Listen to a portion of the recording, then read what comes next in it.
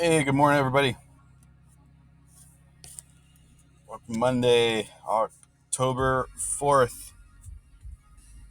Hopefully, everybody had a good weekend.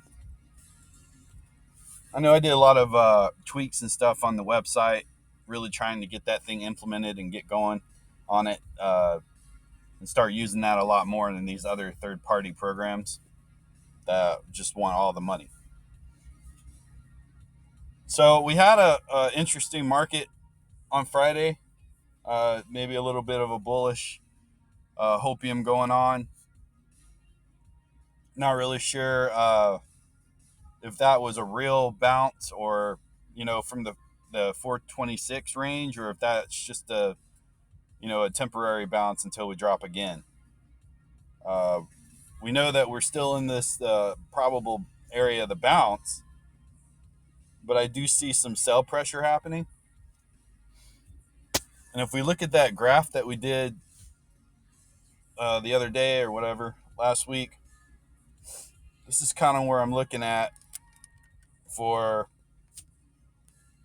where we're at right now when it comes to our price. And this critical level here that we're seeing is at 430, 430.80. So I'm watching this candle today pretty closely and see if we can break above this 435. So I think 435, we get above that. If we can get a little VWAP help, then we can go back into a bullish run. However, if not, then we play our next scenario under 430, right? We're going to get cracked into this little wedge right here. Okay. And again, this is where I'm looking at that October 13th. If I think we're gonna drop, maybe a little before then, maybe October 10th or something, right? Give ourselves a little bit of time. Again, I'm getting these lines just off the deviations, so I'm not making these lines myself. I just didn't throw out that disclaimer. I mean, I'm drawing them, but they're coming from the bands, so I don't believe in the 18th century drawing trend lines and stuff. I don't believe in that crap. So as you can see here, it kind of makes more sense on this 15-minute. If we do break that again, then we're going to go into a squeeze. And if we stay above it, we have another resistance here at that 440 range. Now, I was saying earlier that 430 was a strong resistance, and we did break that. So let's see if we can pop up a little bit. So max for this week, about 440, 443. We're still in a squeeze, still in a range. And I would say our min, if we drop really low this week, let's see if we can find any deviations that look pretty or not. Not really. It's going into this little squeeze right here. If it doesn't hold there, 420 would be next. Yeah, 425, 424, something around there. So we're looking at that. We're also looking at VIX, because VIX did drop a little bit too, but it is up this morning, so it made a little bit more room, and it has a area of $28 that it could test. And if it drops, we're back down to 24. So what's really important when we follow our levels like this is we just have to remember that we're finding these levels from statistical probabilities, guys, and that's our best approach when it comes to day trading, swing trading, right? Definitely, if you're going into a longer term trade, even some active investments, sure. I think if you go into passive investing, that's a little longer out. I mean, you shouldn't be looking at charts at that point, right? Uh, More of just movement and stuff on your price. But when it comes to looking at charts, you're gonna stress yourself out, especially if you're looking at like a 5-year over haul that you're going through this company investment. So just food for thought. Now, when it comes to day traders, swing traders, all those other styles, then the statistics are your friend, right? This is what a lot of quantitative analysis people use. The statistics, they are more on the data points, right? It's not as rendered as an animated chart, right? They're more of crunching down into the numbers, into the data, plots, whatnot, but we can do our best to see what the best probabilities, right? So um, those are always things I'm looking for, just best probabilities. And we saw a best probability to buy here for VIX was down at $24, and the best probability to sell was 32, right? According to our statistics, aka the deviations. Now, let's take a look at the other, what else is going on. So we had Bitcoin. Bitcoin looked like it took some profit. Let's see if I can get this out. I did not bring my mouse this morning. So we got a little bit of profit taken here at this 49,000. We're into a squeeze. We got a couple VWAPs that are over us right now. So let's see if they want to pull it down. I would say if we break below 47,000 something six or something, but like I was telling you guys before, Bitcoin behaves when people aren't watching it, right? When people pay attention to it, that's when it acts up. So let's just say like we need to hold above this like new support at 47,400 today, and if we do, then maybe we can get up into test up to that 50,000 again. I think getting out of this 49,000 zone or 50,000 zone, maybe we can get into the 60,000s eventually. But we're just tracking this week by week. We're not like we're doing any long-term projections yet. So right now I just see a temporarily support, and if that breaks, then maybe we go lower back into the 43,000 range. So took a Baba hit the alert this morning, and lo and behold, it dropped pretty significantly, and we had a level my buddy and I were discussing. He discussed at 438. He was looking at it going down to 438, or I'm sorry, 138. We haven't quite hit 138 yet, but we're really close, right? We're in that 140, and it's trying to hold a support right here. So you can see that the Omni range is what we're actually going to call it. We're not going to call it Nest anymore. We're going to call it Omni range, because just even though I like the word Nessie, it's confusing for everyone else if what we're talking about here. But anyway, so if we could stay over 141 today, we could probably definitely make some money off Baba. Baba's tricky though, man. Baba's been really tricky, trying to get profit off it, but man, it's in such a low zone to buy. But we'll see. We'll see. I'm not gonna be super heavy on this quite at the get go. I would like to maybe get above some sentiment. I would say above 141, or we could even say 142. We get above 142, then we'll play it. So it's not necessarily that we buy the bottom. We just buy a level that is opposed to going up than going down, right? So if I start seeing momentum and the trend pushing up that direction, then we'll play it. So it was the same situation with SPY. SPY just had a higher probability of going up Friday. That's why I took those lottos. That's why we made some money from it. Do I always take lottos? No, but if I know where the direction's going to go, I'm going to take it.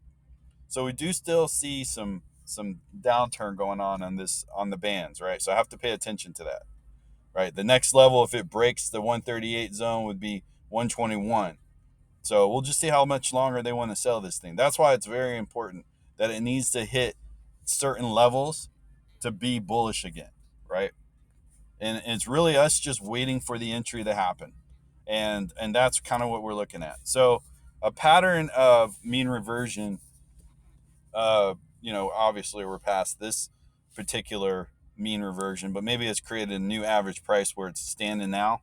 And I'm looking at this zone right here where I've highlighted, right? And if it bounces again, that zone right there is at 132. So if it wants to bounce in that previous zone, I would say maybe 132 might be a safer play for Baba if it can't hold this level. Let's take a look at anything else. Anything else that's good. It looks like Tesla had a major gap up this morning, guys. Tesla gapped up pretty big actually. So I already got some levels for Tesla that I made this weekend with a guy. I was talking about the Omni bands. So it hit our levels, which is good. So 793 is our support. If it breaks 793, don't play it. But if it stays above 793, then it wants to go a lot higher, right? So there might be some event catalyst coming through for Tesla that's maybe interesting some more buyers into it. So we'll have to see, right? We'll have to see what the rest of the market's doing, but we might have a little bit of room to play this morning for some calls for Tesla if we can find them cheap. So we got 824 I'm looking at for a decent profit take. If you want to get into some of those calls, 824. In our support, we're going to hold about 789, 790, just according to the Omni range. That's probably the best solution, best spot for us. So what else we got going on through here? Let's take a look at AMC. I was having a conversation with someone saying it's going to hit $$35, and they laughed. Well, it hit even lower. It hit 33. So that's me just looking at the probability of it dropping at a certain level. So this is something that I'm gonna have a series, or I'm gonna also teach when I have time, is how to use a zero strategy, using the bands, using the multiplier, where you can go all the way out to zero on the price here, and you can find the actual level where it has to hold support, right? Because if it drops below that support, it's going to go to zero. The price will. Could that happen? I mean, anything's possible, but it's very low, right? I don't think they're going to let AMC go all the way down to zero. But I did tell some guys that I'm looking at $25 to get back into this one. So I'm going to wait for it, right? Now, if we do hold above this $30, then I'll play it. But I'd like 25. So we'll see what happens with AMC. Right now, we still are battling some support zones at $38, which it's below right now in the pre-market, and then $40. Get above that, then you can get back up into the $48 and whatnot.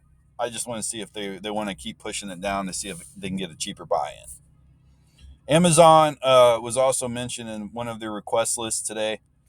We are definitely taking a look at Amazon. You can see it had a nice little drop. It's been under the VWAP for a little bit. We're getting into a level, though, that it might be interesting if it's going to bounce pretty soon. I would say if we break below this $3,234 range, right? We can say $3,230 just to round it off. Then we could drop, pretty low, right? All the way down to 3,000 again. So let's see if they want to buy it up this morning, and hey, see if you can get a cheap price on it. And if you can, I think you're gonna make a killing off Amazon. Yep, that doesn't look too bad. Let's see what the ranges are saying. So we got buys on both of them. Yeah, we got buys on both of these. So this is good. This is good. Yep, we got some levels here. 32.58. Okay. Yeah, we can work with this for sure. So 32.80, this black line I got here, 32.80, we get above that, we'll get a continuation of a bull pattern. That's kind of what I'm looking for, is a continuation. So 32.80, that's the price we need to get above. I saw CI hit my radar again. I don't know if this is if this holds. I would wait, honestly, just because it's a penny stock, over 348. If it gets above 348, this thing's going to move even more, right? So CEI is still, technically it's on a sell, and we are paying attention to it. And I would say if it breaks below this 305, then it's completely done. We did say, though, it hit a certain level. I think it was 320 I mentioned, and it dropped below 320. So that happened on Friday. So now let's see if they want to try to push it up. I'm just noticing it looks like it's above the VWAP, so it's trying to maybe retest this 350, 340 zone. So we'll see what happens, right? Might be an interesting call if you get into it. Is there anything else I want to look at right now? No, I think that's it. So yeah, go ahead and subscribe, like us, and all that. I know the market's kind of slow and crazy, but this is a good time to get into the algorithms right now, especially uh, at the price that we're doing right now is a pretty affordable price. When I look at other indicators out there, people selling indicators, they're selling them for like $99 a month, guys. Like we do our basic for $15 a month, and we do our premium for $30 a month. Some of your entertainment packages like Netflix or HBO cost more than something that can make you money. These algorithms can make you money, right? You just have to take the confident, you have to take that next step to move your money. You don't have to go heavy on your positions. You don't have to go all in like a gambling mindset. You could just take a small position, learn our tools and use them, and then you can start moving that money up, right? Because we're using what firms are using. This is as close as it gets. So take the opportunity, take the advantage to get into this program right now before demand gets too high and then you can't get into it anymore. So I think that's it, guys. I always like to start my first day on a green day and then, carry on through. That would be nice. But again, we're not about like having every single win. It'd be great to have every single win, but if we follow the tools that we use, there's a statistic probability that we're going to have a higher profit than we will, losing, right? So that is something that a lot of people need to learn and focus on instead of just trying to knock it out of the park, because that's when your emotions really start getting the best of you. Because as soon as you lose, then your whole system crumbles, right? The strategy, everything just crumbles. It's no good anymore. All right, guys. I'll see you Wednesday.